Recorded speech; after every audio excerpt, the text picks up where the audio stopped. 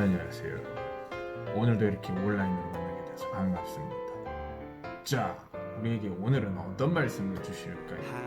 예배 들어가기에 앞서 우리 이달의 말씀 잠언 30장 5절을 한번 외워보도록 하겠습니다. 하나님의 말씀은 다 순전하며 하나님은 그를 의지하는 자의 방패시니라. 잠언 30장 5절 말씀. 아멘.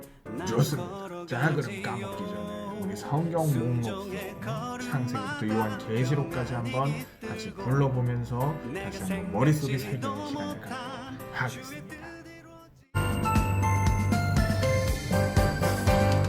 창세기, 출애굽기, 레위기, 민수기, 신명기, 여호수아, 사사기, 룻기, 사무엘 상하, 열왕기 상하, 역대상하, 에스라, 느헤미야, 에스더, 욥기, 시편, 잠언, 전도서, 아가서, 이사야, 예레미야, 에가, 에스겔, 다니엘, 호세아, 요엘, 아모스, 오바댜, 요나, 미가, 나훔, 하박국, 스바냐, 학개, 스가랴, 말라기, 구약 39권,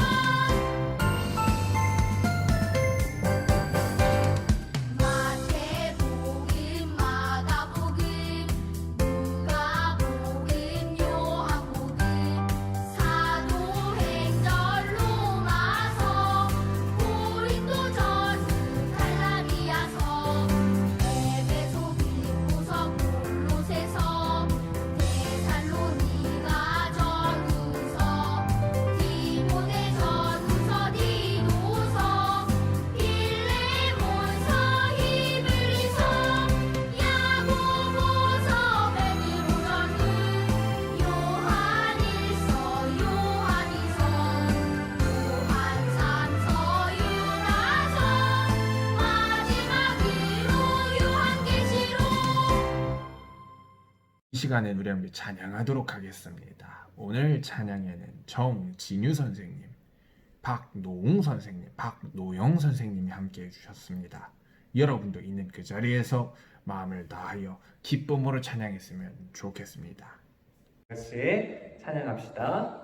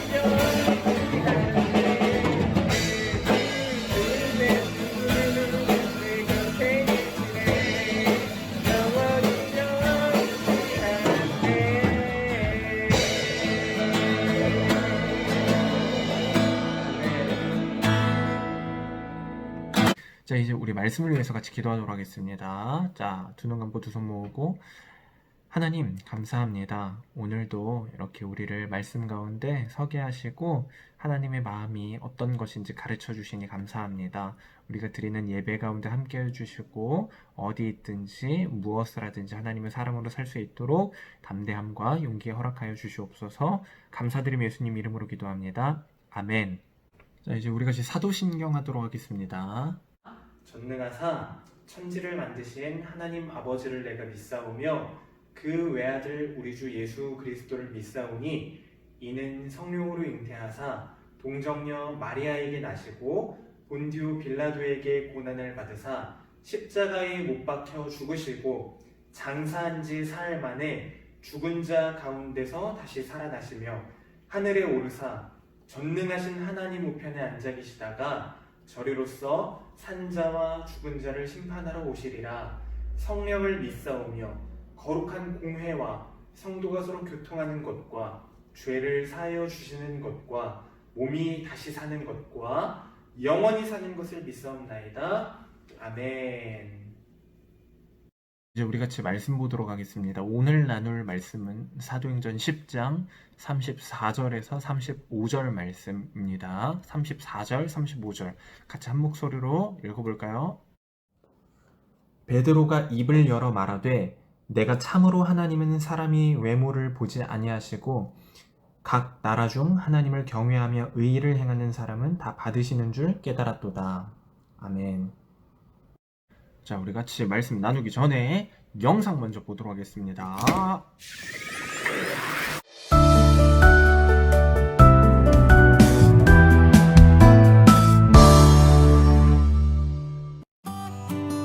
고넬료는 100명의 부하를 거느리는 로마 군인이었어요. 그는 경건하고 하나님을 경외하며 어려운 사람들을 많이 도왔어요. 어느 날 고넬료는 환상 중에 하나님의 사자를 만났어요. 하나님의 사자는 요빠에 머물고 있는 베드로를 만나라고 하셨어요. 한편 베드로는 하나님께 기도하던 중에 놀라운 환상을 보았어요. 그러나 그 환상이 무슨 뜻인지 이해되지 않아 궁금하던 참이었어요. 그때 마침 고넬료가 베드로에게 보낸 사람들이 도착했어요. 고넬료는 환상 중에 본 것을 베드로에게 이야기했어요. 그 이야기를 듣고 베드로는 마침내 하나님이 보여주신 환상의 의미를 깨달았어요. 하나님은 이스라엘뿐만 아니라 모든 사람들이 구원받기 원하신다는 것을요. 드디어 그 구원의 계획이 시작되었어요.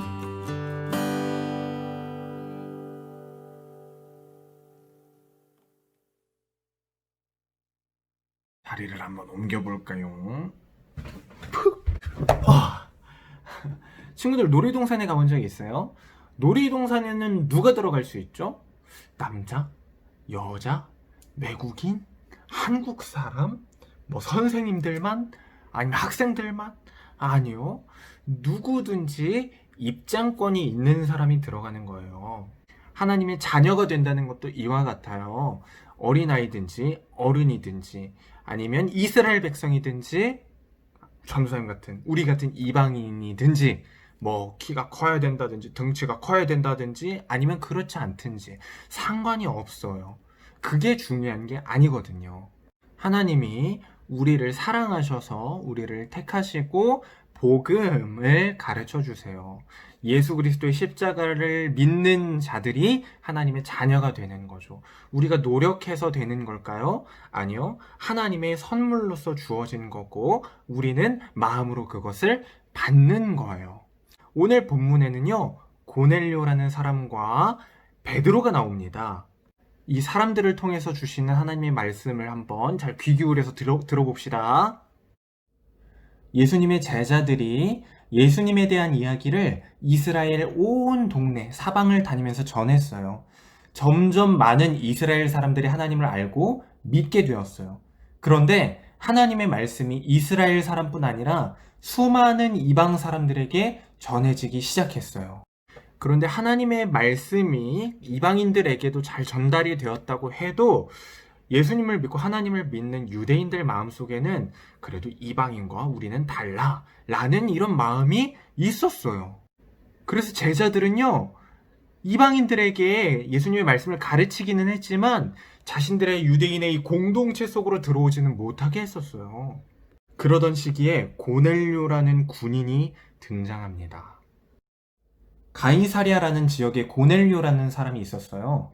그는 이달리아 부대에서 100명의 군인을 거느리는 사람이에요. 백부장이라고도 하거든요. 근데 그는 로마인이었는데 하나님을 정말 열심히 믿는 사람이었어요. 성경에는 그 고넬료에 대해서 그는 경건한 사람으로 온 가족과 더불어 하나님을 두려워하며 유대 백성에게 자선을 많이 베풀며 늘 하나님께 기도하는 사람이다 라고 기록되어 있어요.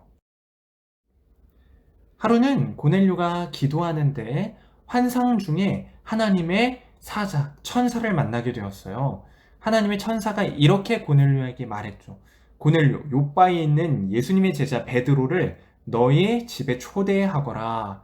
고넬료는 이 말씀에 순종해서 자기 부하와 종들을 요바라는 곳으로 보내서 베드로를 모셔오도록 했습니다. 고넬료만 환상을 보는 게 아니라 베드로도 기도하던 중에 환상을 봤습니다. 어떤 환상일까요? 바로 하늘에서 음식들이 막 이렇게 내려오는 거예요. 가축들이. 음식이라니까 좀 이상한데.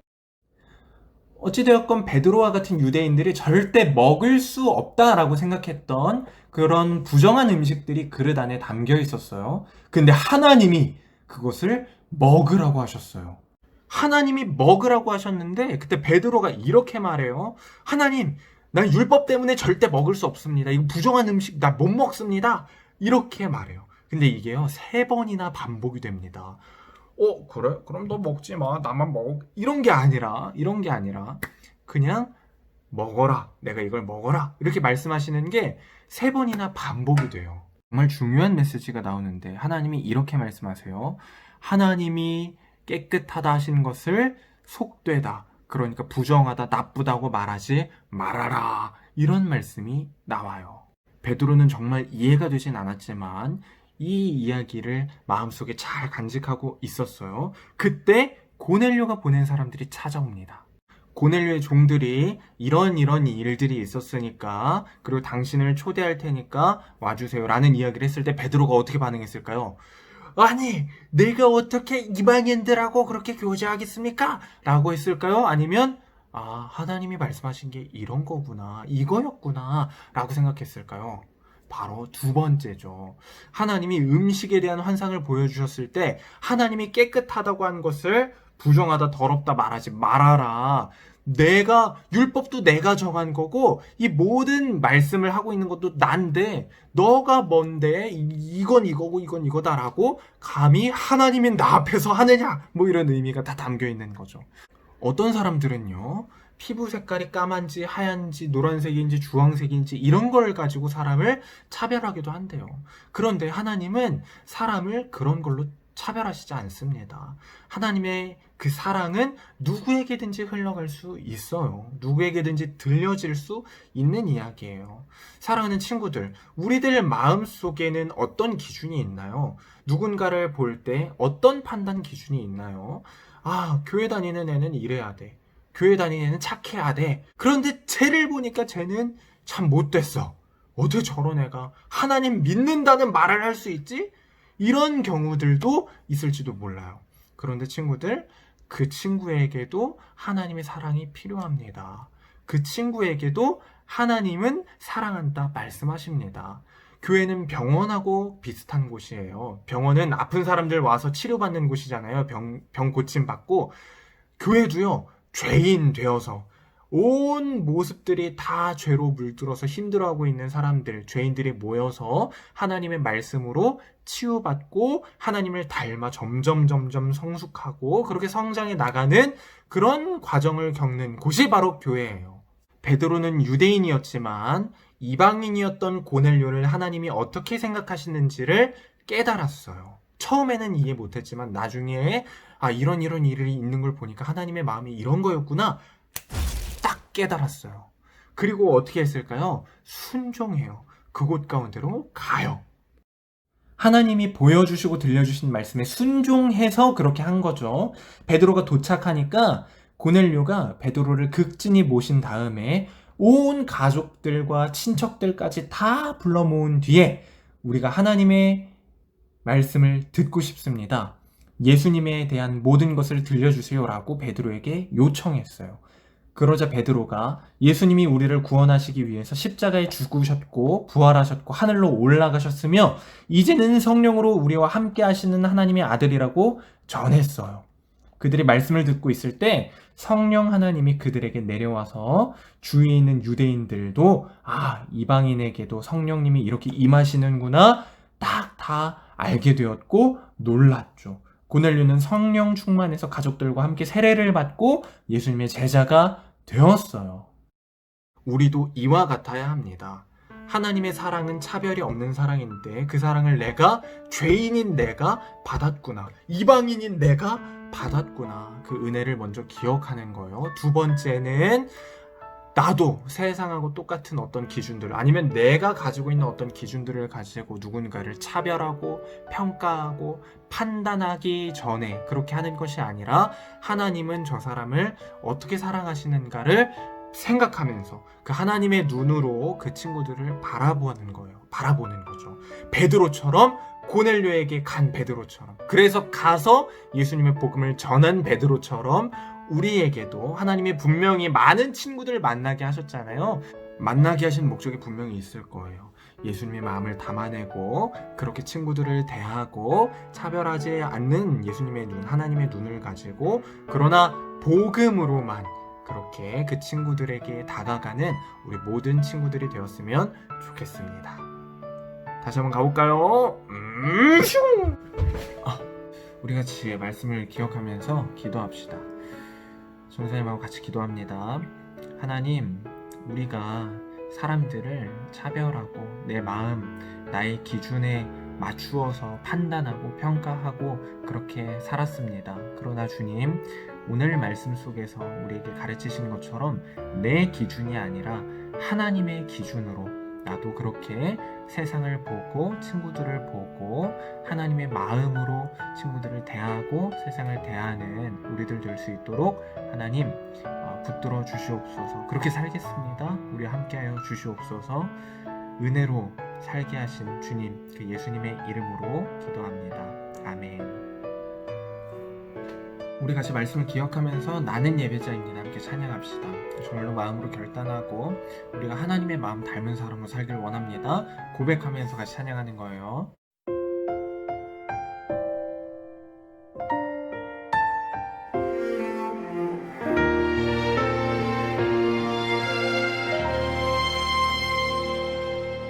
나는 하나님을 예배하는 예배자입니다.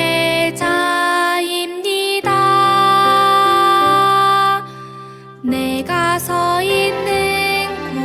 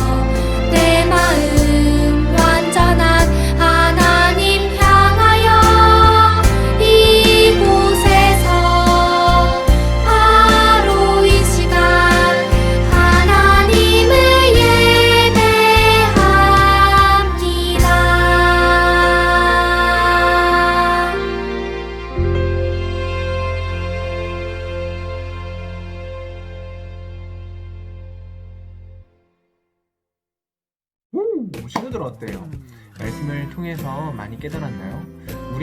우리도 모르는 사이 내 안에 있는 기준으로 누군가를 판단하고 차별하고 평가하고 있진 않았는가 돌아보는 시간이 되었을 거예요. 전도사님도 많은 생각이 들었는데 하나님은 그런 죄인된 우리를 구원하셨다는 사실을 기억하고 또 그런 우리를 먼저 찾아오셔서 사랑한다 이렇게 말씀해 주셨다는 사실을 다시 한번 돌아보니까 너무너무 감사한 것 같아요.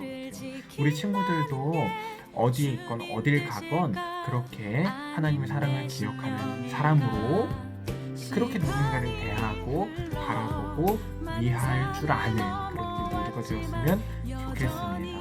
하나님의 은혜 안에서 이번 한 주도 파이팅! 하셨죠? 자, 좋습니다. 그러면 다음 주에 만나요.